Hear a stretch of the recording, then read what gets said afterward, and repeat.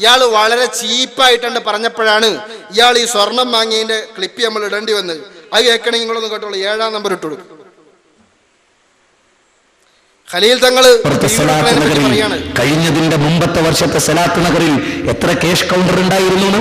62 cash counter ഉണ്ടായിരുന്നു. ചാക്കിൽ കെട്ടിയിട്ടാണ് 1000ന്റെ not lorry കയറ്റി കൊണ്ടുപോയത്. ചാക്കിൽ കെട്ടിയിട്ട് അവിടെ വരുന്ന 2-3 ലക്ഷം ജനങ്ങളോട് പറയാ ആ നിന്ന അത്രയും അടിക്കില്ല പൈസ. അപ്പോ എറണാകുളത്ത് MG റോഡിൽ 60 ലക്ഷം രൂപ അവിടുത്തെ ഒരു സെന്റിന്. അപ്പൊ പാവപ്പെട്ടവൻ എറണാകുളത്തുകാരൻ അന്ന് നിന്ന സ്ഥലത്ത് എറണാകുളത്തിന്റെ വില എടുക്കണ എത്ര ഉണ്ടാവും? സത്യത്തിൽ സാധിക്കുമെങ്കിൽ യുവാക്കളോട് ഇത്തരം ആളുകളെ ചങ്ങലക്ക് പിടിച്ച് ബന്ധിപ്പിച്ചിട്ട് മരിക്കണവരെ ഭക്ഷണം അവിടെ കൊണ്ടു കൊടുക്കുക, നല്ല ഡ്രസ്സ് അവിടുന്ന് കുളിപ്പിക്കുക, പുറത്തേക്ക് ഇറക്കരുത്. എന്നാൽ ഒരുപാട് ആൾ കേരളത്തിൽ നിന്ന് സ്വർഗത്തിലേക്ക് ഉണ്ടാവും.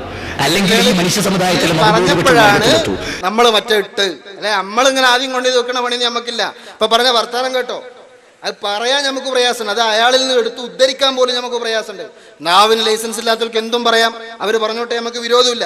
പക്ഷെ അതിന്റെ സന്ദർഭം നിങ്ങൾ മനസ്സിലാക്കാൻ നമ്മൾ ഇട്ടേണ്ട. അപ്പോ ചുരുക്കി പറഞ്ഞാൽ ക്ലാസ് നടത്തുന്നത് സ്വർണത്തിനാണെന്ന് ഇപ്പൊ മനസ്സിലായല്ലോ. എന്നാൽ ഈ സ്വർണ്ണമൊക്കെ വാങ്ങിയിട്ട് നടത്തുന്ന ക്ലാസിന്റെ ഊക്കിയേക്കണം നിങ്ങൾക്ക്. അതാണ് കേൾക്കേണ്ടത്. ക്ലാസ് നടത്തുന്ന ആളാരറിയോ? അതിൽ ക്ലാസ്സിൽ എന്താ പറയൽ നിങ്ങൾ അറിയോ? ആ 3 ഇട്ടെടുത്താട്ടെ. സിഹിർ വലിക്കൂല, സിഹിർ വലിക്കുന്നു വിചാരിച്ച തലാഖാദിനെതിരാണെന്നൊക്കെ പറഞ്ഞ് ഞാൻ പ്രസംഗിച്ചിട്ടുണ്ട്. പൊട്ടത്തരം. സിഹിർ വലിക്കൂല, സിഹിർ വലിക്കുന്നു വിചാരിച്ച തലാഖാദിനെതിരാണെന്നൊക്കെ പറഞ്ഞ് ഞാൻ പ്രസംഗിച്ചിട്ടുണ്ട്. പൊട്ടത്തരം. പിന്നീട് എനിക്ക് മനസ്സിലായി, ഹദീസുകൾ പഠിച്ചു, ഷെയ്ഖ് മുഹമ്മദ് നാസിറുദ്ദീൻ അൽബാനിയെ കുറിച്ച് പഠിച്ചു, അതുപോലെ അറബി രംഗവുമായി ബന്ധപ്പെട്ട ധാരാളം ഗ്രന്ഥങ്ങൾ ശേഖരിച്ചു. അങ്ങനെ അൽഹംദുലില്ലാഹ് നമുക്ക് മനസ്സിലായി അഹ്ലുസുന്നത്തിന്റെ മാർഗമേതാ. പിന്നീട് എനിക്ക് മനസ്സിലായി, ഹദീസുകൾ പഠിച്ചു, ഷെയ്ഖ് മുഹമ്മദ് നാസിറുദ്ദീൻ അൽബാനിയെ കുറിച്ച് പഠിച്ചു, അതുപോലെ അറബി രംഗവുമായി ബന്ധപ്പെട്ട ധാരാളം ഗ്രന്ഥങ്ങൾ ശേഖരിച്ചു.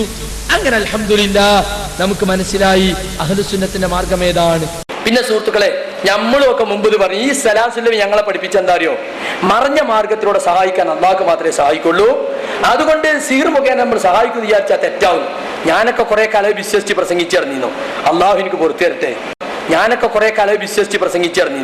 അള്ളാഹു എനിക്ക് പുറത്തു തരട്ടെ.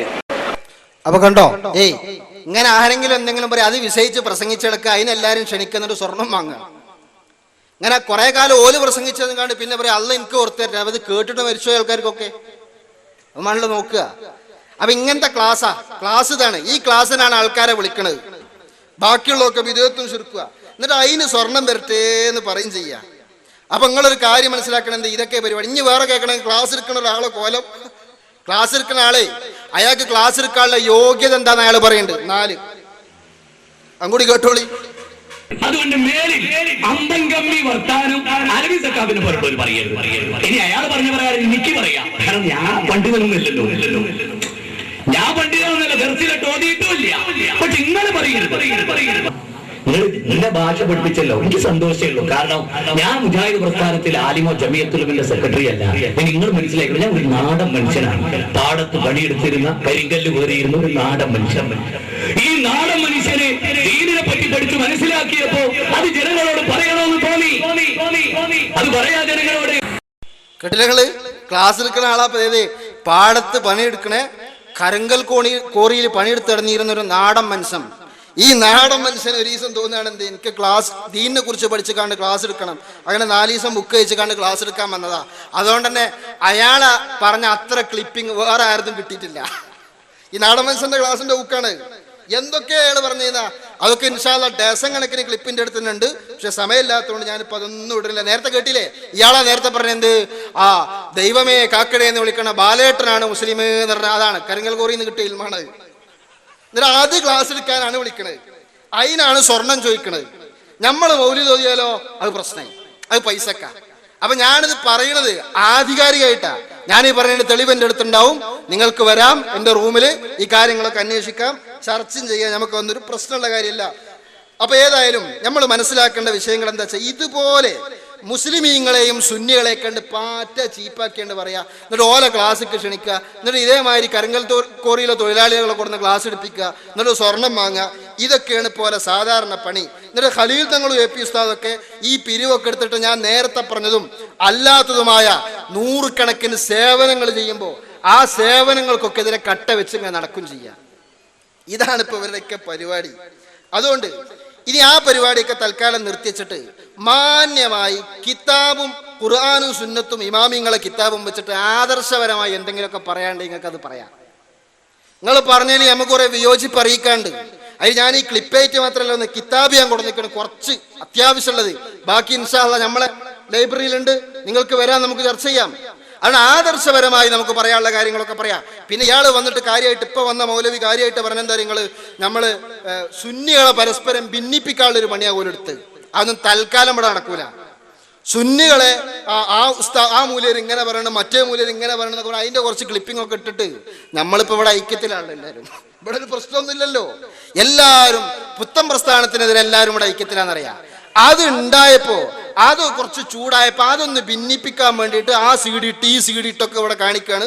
ആ പൂജയൊക്കെ തൽക്കാലം ഇവിടെ വെച്ചാൽ മതി, അതൊന്നും ഇവിടെ നടക്കൂല എന്നേ എനിക്ക് പറയാനുള്ളൂ.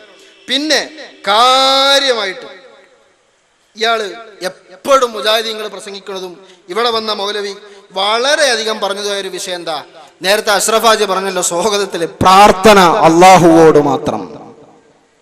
ഇതാണ് പ്രാർത്ഥന അള്ളാഹുവോട് മാത്രം.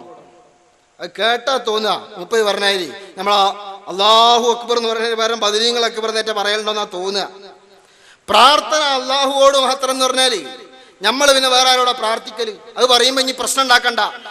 മറ്റേ ആള് പ്രാർത്ഥന പറ്റുമെന്ന് എഴുതിയിരിക്കണ്, ഇയാള് പ്രാർത്ഥന പറ്റുമെന്ന് എഴുതിയിരിക്കണ് എന്നൊക്കെ പറഞ്ഞിട്ട് പ്രശ്നം ഉണ്ടാക്കി വരണ്ട. ഞാൻ പറഞ്ഞു താത്വികമായ വിയോജിപ്പ് നിങ്ങൾക്ക് പറയാം, തത്വത്തിൽ അധിഷ്ഠിതമായിട്ടുള്ള അഭിപ്രായ വ്യത്യാസങ്ങളെ കുറിച്ച് നിങ്ങൾക്ക് പറയാം.